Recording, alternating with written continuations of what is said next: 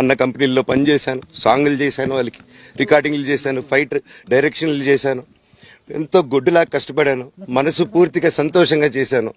నాకు ₹1 అడిగింది లేదు, ఆశించలేదు. నేను దానికోసం నాకు కావాలి, నేను పనిచేసిన దానికి కూడా నేను అడగట్లేదు. ఒకటే అడుగుతున్నాను, మీకు నిజం తెలియాలి. అందుకోసమే ఏంట్రా వీడు అన్ని బయట పెడుతున్నాడు అనుకోవచ్చు, కానీ ఈరోజు నాకు భార్య పిల్లలు ఉన్నారండి.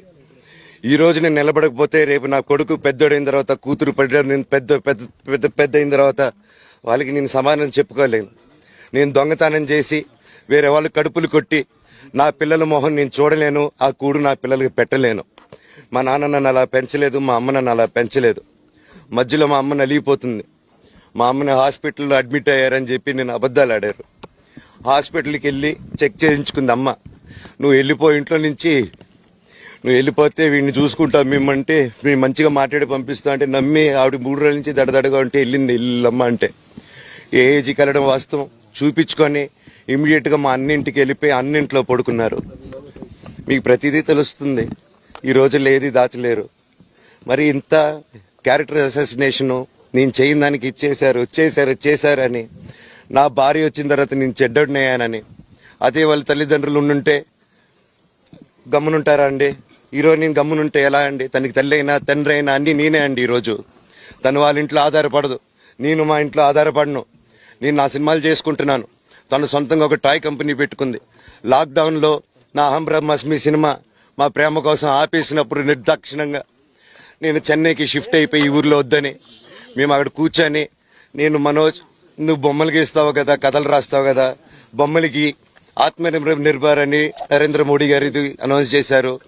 ఈ బొమ్మలు, నీకు బొమ్మలు ఇష్టం, పిల్లలు ఉన్నారు, మనమే క్రియేట్ చేద్దాం బొమ్మలు అంటే, లాక్డౌన్లో నేను డ్రాయింగ్లు చేసి కథలు రాసుకొని నా ఫ్రెండ్స్ దగ్గర కొంచెం అప్పులు చేసుకొని మేమే పెట్టుబడులు పెట్టుకుంటూ, నా ఫ్రెండ్స్ కూడా పెద్ద కష్టపడి వచ్చిన వాళ్ళండి. వాళ్ళకున్న కొంతలో నాకు పంచుకుంటూ, మమ్మల్ని కాపాడుకుంటూ, ఒకరినొకరు కాపాడుకుంటూ నిలబడి ఈరోజు మనీని నిలదొక్కున్నాం అండి. నేను నా భార్య, తను కష్టపడుతుంది.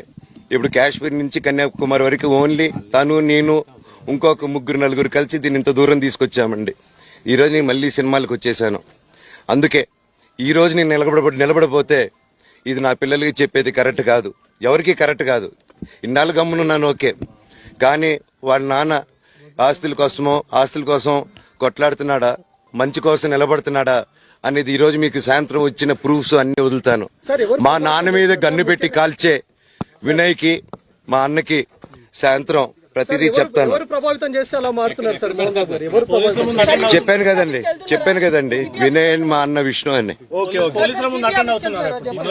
అవునండి, నన్ను హాజరుపరచమన్నారు, 10:30 రమ్మన్నారు. మీరందరూ చూశారు. నాకు మొన్న ఫస్ట్ రోజు తగిలి బాగా నొప్పి వచ్చింది, మెడ, కాలు. 3 వారాల క్రితం ఫైట్లో నాకు మజిల్ టైర్ అయింది, గ్రేడ్ 1 టైర్ రైట్ లెగ్ లో.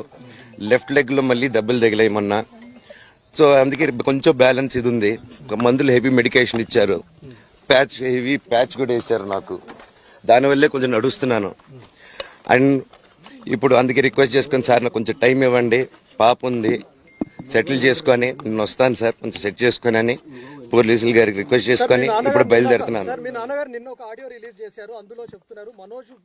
సార్ దాని గురించే సార్ చెప్పాను.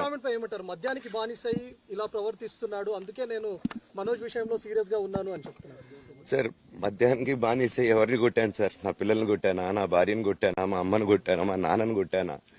ఇవన్నీ నీ మద్యానికి బ్యాలెన్స్ అందరినీ కొడుతున్నాను, పొన్నాలు కొడుతుంటే సీసీటీవీలు తెప్పిండి సార్. అది దొంగతనం చేసింది నేను కాదు సార్, అది తెప్పిండి సార్ అంతా. అప్పుడు మాట్లాడదాం సార్, మనోజా ఎవరా అని.